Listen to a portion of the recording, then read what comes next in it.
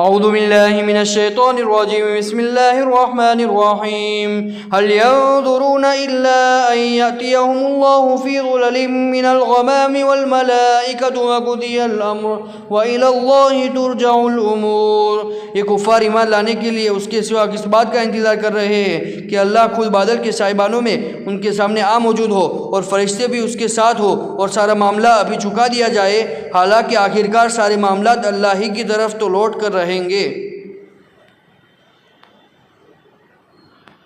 مختلف کفار اور خاص طور پر یہود مدینہ اس قسم کے مطالبات کرتے تھے کہ اللہ تعالیٰ براہ راست ہمیں نظر آ کر ہمیں ایمان لانے کا حکم کیوں نہیں دیتا۔ یہ آیت اس قسم کے مطالبات کا جواب دے رہی ہے،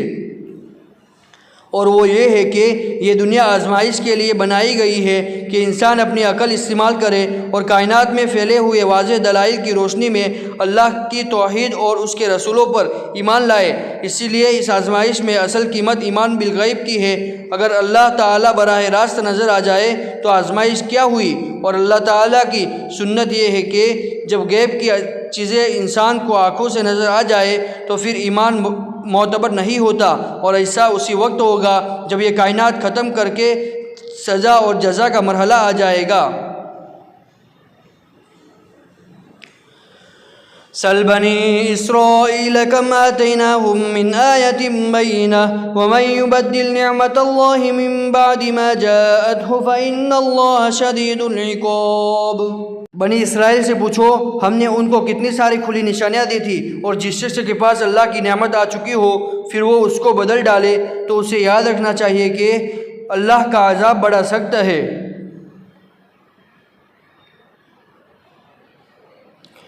زُيِّنَ لِلَّذِينَ كَفَرُوا الْحَيَاةُ الدُّنْيَا وَيَسْخَرُونَ مِنَ الَّذِينَ آمَنُوا وَالَّذِينَ اتَّقَوْا فَوْقَهُمْ يَوْمَ الْقِيَامَةِ وَاللَّهُ يَرْزُقُ مَن يَشَاءُ بِغَيْرِ حِسَابٍ۔ جن لوگوں نے کفر اپنا لیا ہے ان کے لیے دنیاوی زندگی بڑی دلکش بنا دی گئی ہے، اور وہ اہل ایمان کا مذاق اڑاتے ہیں، حالانکہ جنہوں نے تقوی اختیار کیا ہے وہ قیامت کے دن ان سے کہیں بلند ہوں گے،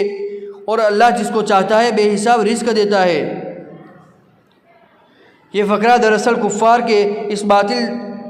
دعوے کا جواب ہے کہ اللہ تعالیٰ چونکہ ہمیں بہت خوب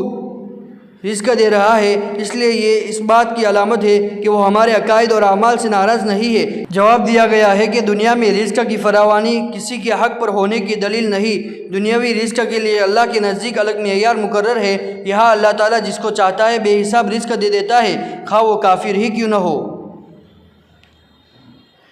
كان الناس أمة واحدة فبعث الله النبيين مبشرين ومنذرين وأنزل معهم الكتاب بالحق ليحكم بين الناس فيما اختلفوا فيه وما اختلف فيه إلا الذين أوتوه من بعد ما جاءتهم البينات بغيا بينهم فهدى الله الذين آمنوا لما اختلفوا فيه من الحق بإذنه والله يهدي من يشاء إلى صراط مستقيم۔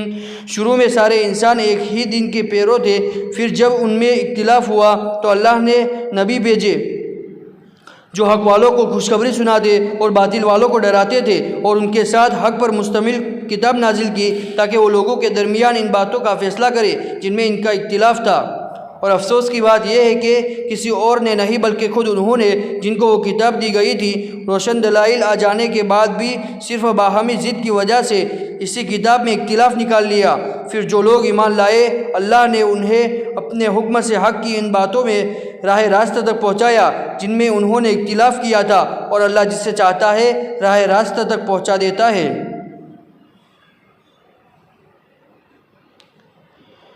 ام حسبتم ان تدخلوا الجنة ولما يأتكم مثل الذين خلوا من قبلكم مستهم البأساء والضراء وزلزلوا حتى يقول الرسول والذين آمنوا معه متى نصر الله ألا إن نصر الله قريب۔ مسلمانوں، کیا تم نے یہ سمجھ رکھا ہے کہ تم جنت میں یوں ہی داخل ہو جاؤ گے حالانکہ ابھی تمہیں اس جیسے حالات پیش نہیں آئے جیسے ان لوگوں کو پیش آئے تھے جو تم سے پہلے ہو گزرے ہیں؟ ان پر سختیاں اور تکلیفیں آئی اور انہیں ہلا ڈالا گیا، یہاں تک کہ رسول اور ان کے ایمان والے ساتھ بول اٹھے کہ اللہ کی مدد کب آئے گی؟ یاد رکھو اللہ کی مدد نزدیک ہے۔ يسألونك ماذا ينفقون قل ما أنفقتم من خير فللوالدين والأقربين واليتامى والمساكين وابن السبيل وما تفعلوا من خير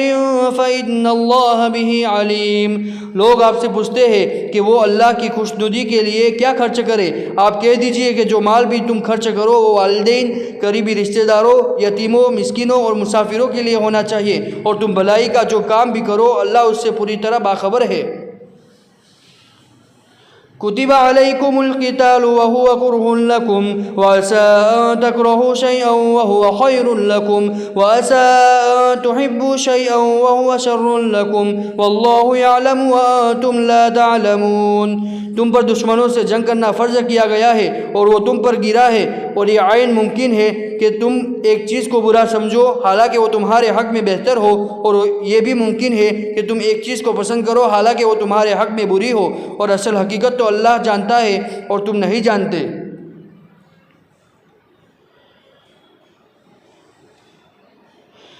يسألونك عن الشهر الحرام قتال فيه قل قتال فيه كبير وصد عن سبيل الله وكفر به والمسجد الحرام وإخراج أهله منه أكبر عند الله والفتنة أكبر من القتل ولا يزالون يقاتلونكم حتى يردوكم عن دينكم إن استطاعوا ومن يرتد منكم عن دينه فيمت وهو كافر فأولئك حبطت أعمالهم في الدنيا والآخرة وأولئك أصحاب النار هم فيها خالدون۔ لوگ آپ سے حرمت والے مہینے کے بارے میں پوچھتے ہیں کہ اس میں جنگ کرنا کیسا ہے، آپ کہہ دیجئے اس میں جنگ کرنا بڑا گناہ ہے، مگر لوگوں کو اللہ کے راستے سے روکنا، اس کے خلاف کفر کی روش اختیار کرنا، مسجد حرام پر بندش لگانا اور اس کے باسیوں کو وہاں سے نکال کر باہر کرنا اللہ کے نزدیک زیادہ بڑا گناہ ہے، اور فتنہ قتل سے بھی زیادہ سنگین چیز ہے، اور یہ کافر تم لوگوں سے برابر جنگ کرتے رہیں گے یہاں تک کہ اگر ان کا بس چلے تو یہ تم کو تمہارا دین چھوڑنے پر آمادہ کر دے، اور اگر تم میں سے کوئی شخص اپنا دین چھوڑ دے اور کافر ہونے کی حالت ہی میں مرے تو ایسے لوگوں کے اعمال دنیا اور آخرت دونوں میں اکارت ہو جائیں گے، ایسے لوگ دوزخ والے ہیں، وہ ہمیشہ اسی میں رہیں گے۔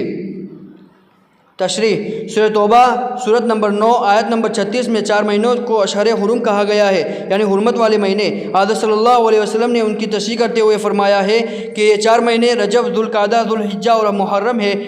ان مہینوں میں جنگ منع ہے، البتہ اگر کوئی دشمن حملہ کر دے تو اپنا دفاع کیا جا سکتا ہے۔ ایک مرتبہ ایک سفر کے دوران چند صحابہ کی کچھ مشرکین سے جھڑپ ہو گئی، اور مشرکین میں سے ایک آدمی عمرو بن زمری مسلمانوں کے ہاتھوں مارا گیا۔ یہ واقعہ جمادی الثانی کی 29 تاریخ کی شام کو واقع ہوا، لیکن اس شخص کے قتل ہوتے ہی رجب کا چاند نظر آ گیا۔ اس پر مشرکین نے مسلمانوں کے خلاف ایک طوفان مچا دیا کہ یہ لوگ حرمت والے مہینوں کا بھی پاس نہیں کر رہے ہیں۔ یہ آیت اس پروپیگنڈے کے پس منظر میں نازل ہوئی ہے۔ جواب کا خلاصہ یہ ہے کہ اول تو عمرو بن امیہ کا قتل غلط فہمی میں ہوا، جان بوجھ کر حرمت والے مہینے میں قتل نہیں کیا گیا، لیکن جو لوگ اس واقعے پر طوفان کھڑا کیے ہوئے ہیں، بلکہ جو لوگ حقیقتاً مسجد حرام میں عبادت کے حال ہے، ان کے لیے زندگی اجیرن بنا کر انہیں یہاں سے نکلنے پر مجبور کرتے ہیں اور اللہ تعالیٰ کے ساتھ کفر کی روش اختیار کیے ہوئے ہیں۔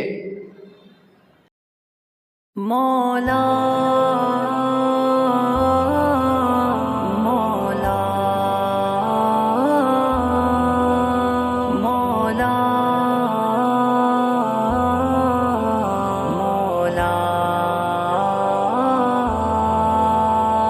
میرے مولا تیری راہ کا مجھے پھر سے گدا کر دے، میرے مولا تیری راہ کا مجھے پھر سے گدا کر دے، صحابہ اور ولیوں کی صفوں میں تو کھڑا کر دے، بہت برسوں سے